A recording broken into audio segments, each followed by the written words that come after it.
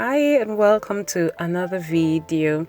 In this video, we'll be taking the conversation about castor seeds further. So I did a video earlier on about using castor seeds as a form of natural contraceptives, and many of you, like you women, are great. You have really used that video a lot. Some of you have used the castor seeds and you keep asking questions. What else can I use it for? What else does it do? And that's what this video is about, and that's what made me to really go after the raw castor seed. So you can see how I'm deshelling it, or do I call it dehulling it, trying to bring out the seeds from its hull.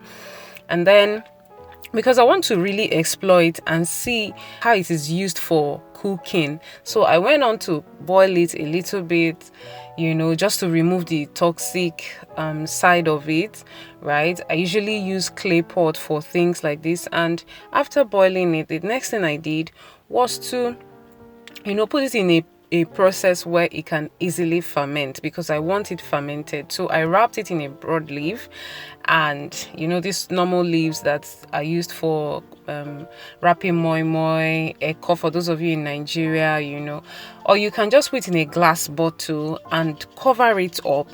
And you need to do this for, say, about 36 hours or 48 hours, depending on your environment. And next thing you do, once you check it after these long hours of fermenting, you see that it has softened and it has a strong smell. That strong smell is a sign that it has really fermented and it's ready for use.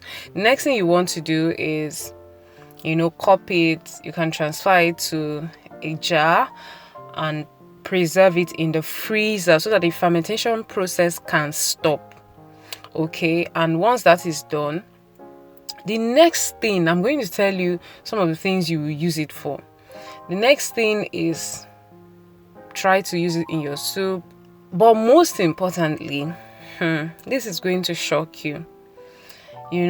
Most natural medicines of those days, these herbal concoctions that they do for women for fertility, they usually add this fermented castor seed paste.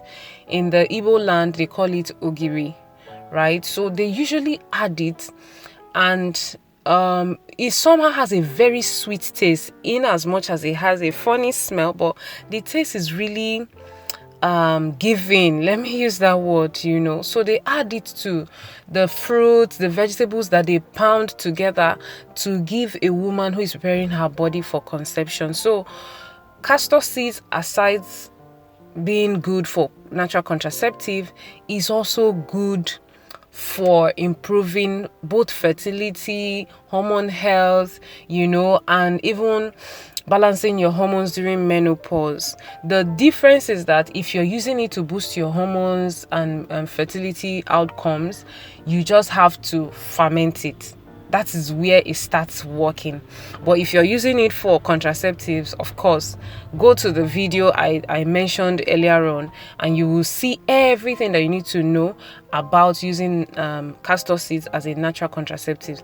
You see that in that one, you don't need to boil it and all of that. Everything was explained. And yeah, I really want to give shout out to many of you who have watched that video. Sometimes you even come to my DM to ask questions and all that. Oh, I love what you're doing for yourself as women.